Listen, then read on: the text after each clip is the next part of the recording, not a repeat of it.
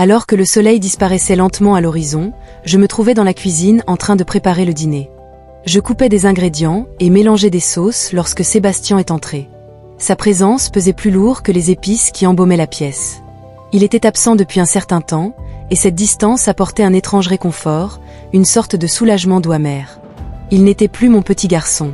De retour de l'université, il affichait une nouvelle maturité, une énergie plus adulte qui nous enveloppait tous les deux d'une manière épaisse et tacite. Il n'était plus seulement le gamin que j'avais l'habitude de border le soir, mais un jeune homme fort et solide qui se tenait debout. Je me suis tournée pour le regarder, et quelque chose dans le calme de son regard m'a arrêtée.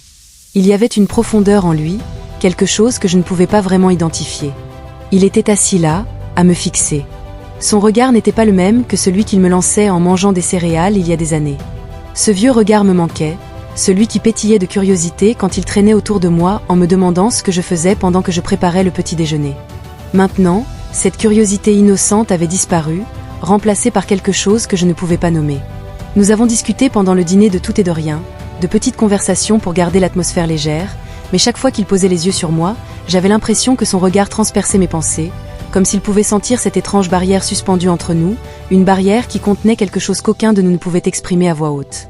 Après le dîner, il a proposé que nous regardions un vieux film, un que nous adorions voir ensemble quand il était petit. J'ai hoché la tête et accepté. Dans la faible lumière, assise près de lui, je ne pouvais plus ignorer à quel point il avait grandi, à quel point il avait changé. Au fond de moi, je me sentais prise entre ma mère et moi, et un autre sentiment que je ne voulais pas nommer. À un moment donné, il a posé sa main sur le bord du canapé, effleurant à peine la mienne. C'était juste un contact léger, mais quelque chose en moi s'est enflammé, et je ne sais pas pourquoi.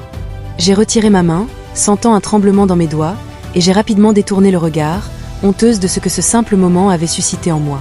Je ne devrais pas ressentir cela, je ne pouvais pas ressentir cela. J'avais l'impression que mes pensées me tiraient vers le bas. J'ai inventé une excuse pour dire que j'étais fatiguée et je me suis levée pour aller me coucher, espérant qu'une nuit de sommeil me viderait l'esprit. Le lendemain matin, j'ai essayé de me secouer de cette étrange sensation d'instabilité qui me distrayait en préparant du café dans la cuisine. Sébastien est entré, me regardant avec la même expression que la veille, ce regard lourd qui semblait en dire trop. Quand il m'a demandé si je voulais aller me promener, j'ai hésité, mais ignorer la tension croissante entre nous ne fonctionnait pas. Peut-être que la familiarité de notre ancien sentier de promenade nous aiderait à revenir à la normale. Alors que nous marchions à travers les arbres, les souvenirs m'ont envahi. J'ai pensé à toutes les histoires que je lui racontais, à nos pique-niques, à la façon insouciante dont il riait quand il était enfant. Mais d'une certaine manière, tous ces souvenirs n'ont fait que rendre la réalité plus évidente. Les choses étaient différentes maintenant, nous avions tous les deux changé.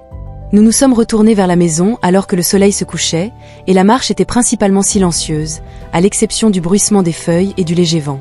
Lorsque nous sommes arrivés à la maison, l'obscurité s'était installée. Nous sommes entrés tranquillement, presque comme si nous avions tous les deux heurté un mur invisible. J'ai allumé la cuisinière, le bruit remplissant le silence pendant que Sébastien s'attardait près de la porte, son expression sérieuse encore plus intense maintenant, plus inévitable.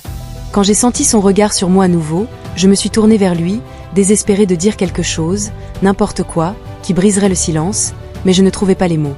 Sébastien a fait un pas vers moi, ses yeux plongés dans quelque chose de compliqué, presque trop lourd à porter pour nous deux. Nous sommes restés ainsi pendant ce qui m'a semblé une éternité jusqu'à ce qu'il parle enfin, sa voix douce mais constante. « Maman, dit-il en prenant une profonde inspiration, parfois j'ai l'impression de ne pas savoir, comme si tu me regardais différemment, comme si quelque chose avait changé. » Ces mots ont provoqué une secousse en moi. Une partie de moi voulait le réconforter, mais une autre savait que nous ne pouvions pas franchir cette ligne. J'ai avalé, essayant de garder ma voix calme et constante. « Sébastien, tu es mon fils » ai-je dit à peine plus haut qu'un murmure. « Je suis ta mère. » Je n'arrêtais pas de me le répéter, m'accrochant à cela comme à une bouée de sauvetage, même si je sentais quelque chose se briser à l'intérieur. Sébastien a baissé les yeux un moment, puis les a levés vers moi, son regard fixe. « Je sais » a-t-il dit, sa voix à peine un murmure. « Mais parfois, il y a des choses que je ressens que je ne peux pas enlever, peu importe combien j'essaie. » Juste le dire à voix haute semblait étrange. Je pouvais sentir le poids de sa lutte, la tension dans sa voix, comme s'il le disait autant à lui-même qu'à moi. Chaque partie de moi voulait tendre la main et lui dire que tout irait bien, que je pouvais juste le tenir dans mes bras comme avant, mais nous ne pouvions pas revenir en arrière, et je le savais. Je devais le protéger de cela, de nous deux. Alors j'ai croisé son regard, essayant de garder un ton ferme mais doux. « Sébastien, ai-je dit, nous ne pouvons pas être autre chose, tu le sais, n'est-ce pas? Il a hoché la tête lentement, un sourire triste et compréhensif se dessinant sur ses lèvres. Ouais, a-t-il répondu doucement, je le sais. C'est juste difficile de contrôler ce que l'on ressent. Parfois, le silence qui a rempli la maison après cela était comme un être vivant nous liant tous les deux, laissant une marque indélébile pour tous les mots que nous avions dits et que nous n'avions pas dit, pour toutes les choses que nous ressentions mais sur lesquelles nous ne pouvions pas agir.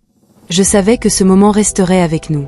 Parfois, il y a des limites qui doivent être respectées, peu importe ce qu'il y a dans nos cœurs. Alors que la nuit s'approfondissait et que le silence nous entourait, j'ai réalisé que certaines choses étaient mieux laissées comme des souvenirs tranquilles. Quand je suis enfin arrivée au lit ce soir-là, il y avait cette vague d'excitation en moi que je ne pouvais pas secouer. Je m'allongeais, essayant de fermer les yeux, mais mon esprit s'emballait. Le regard de Sébastien, la façon dont il se tenait si près, la chaleur qu'il dégageait, tout cela se répétait dans ma tête.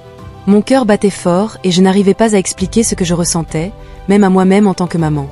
Je ne devrais pas ressentir une telle attirance, mais à chaque seconde où je pensais à lui, il devenait plus difficile de garder cela secret. Est-ce que cet amour est juste maternel, ou y a-t-il quelque chose ici que je ne veux pas admettre? Honnêtement, je suis un peu effrayée par la façon dont je me remets en question. Il y a tout ce combat qui se déroule dans ma tête. Je sais que je dois refouler ces sentiments, revenir à cet amour clair et simple auquel je suis habituée, mais seule dans le calme de la nuit, ces émotions emmêlées continuent de monter, et je ne sais pas comment je me sentirai le matin venu. Je dois trouver la force de tenir bon, de garder les choses comme elles devraient être, mais une partie de moi se demande toujours. Et si je me laissais simplement ressentir?